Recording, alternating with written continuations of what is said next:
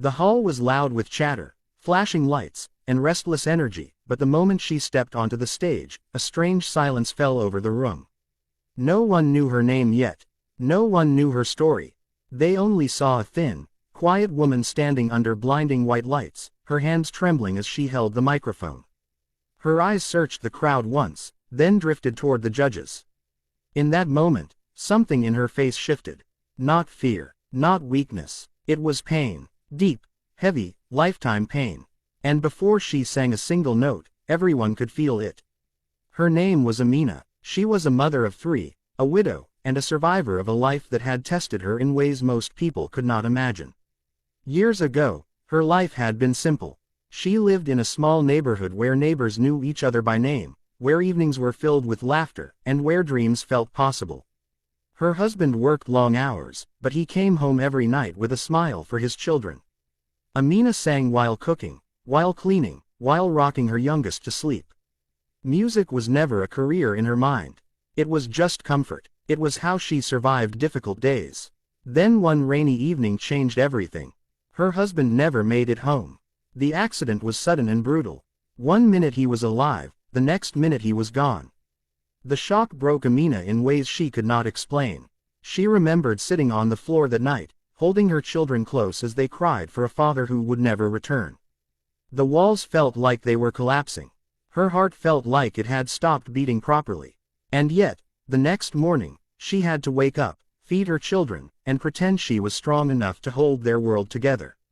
The months that followed were cruel. Bills piled up. Food became scarce. The smiles on her children's faces faded. Her eldest daughter stopped talking much. Her son began getting into trouble at school. The youngest barely understood why his father never came back.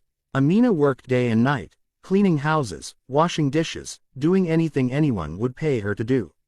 Many nights she went to sleep hungry so her children could eat. Many nights she cried silently so they would not hear her breaking. And yet, through all of it, she sang. She sang while scrubbing floors. She sang while walking long distances under the sun. She sang softly when her children had nightmares. Her voice became a thread of light in their darkest moments. It reminded them that their mother was still there, still fighting. Years passed. Her children grew. Life never became easy, but survival became possible. One evening, after Amina finished singing an old lullaby, her daughter looked up at her and said, "Mama, your voice sounds like hope." Those words stayed with her longer than any compliment ever could. That night, for the first time in years, Amina allowed herself to dream again. A few months later, she heard about the talent show. At first, she laughed at the idea. Her clothes were worn. Her confidence was shattered. Her life felt too broken for a stage like that. But her children would not let go of the idea. They believed in her more fiercely than she believed in herself. They filled out the form for her. They practiced with her every evening. They reminded her that everything she had survived made her stronger, not weaker. The day of the audition arrived, and fear nearly defeated her. Standing backstage, Amina felt like turning back. What if she forgot the lyrics? What if they laughed at her?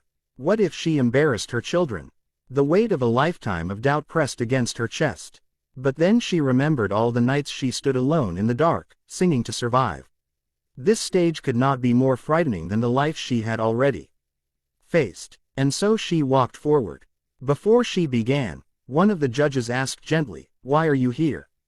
Her voice shook as she answered, "Because my children believe my pain can become something beautiful." The song she chose was not flashy.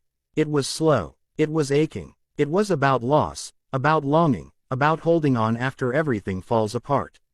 The moment she opened her mouth, the room changed. Her voice was not perfect, but it was real. Every note carried the sound of years of grief, sacrifice, and survival. The audience stopped breathing. The judges leaned forward. Some wiped their eyes without realizing it. She sang about waiting for a knock that will never come. About cooking for one more than exists. About children asking questions that have no answers. And yet, beneath the sorrow, her voice held strength. It held the sound of a woman who did not give up, no matter how heavily life crushed her. Midway through the song, her hands began to shake. Tears rolled down her face. Still, she did not stop. She sang through the pain, through the memories, through the heartbreak that lived inside her chest.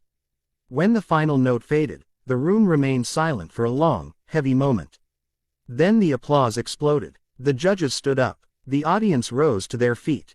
People who had never met her were crying for her. One judge spoke with a trembling voice and said, "This is not just a performance. This is a life shared through sound." Another said, "You did not come here to impress us. You came here to heal. And in doing so, you healed us too." Amina covered her face as she cried openly for the first time in years. Not from sorrow, from release. That night, she did not just walk off the stage as a contestant. She walked off as a symbol of every silent mother, every struggling parent, every person who keeps going even when life feels unbearable.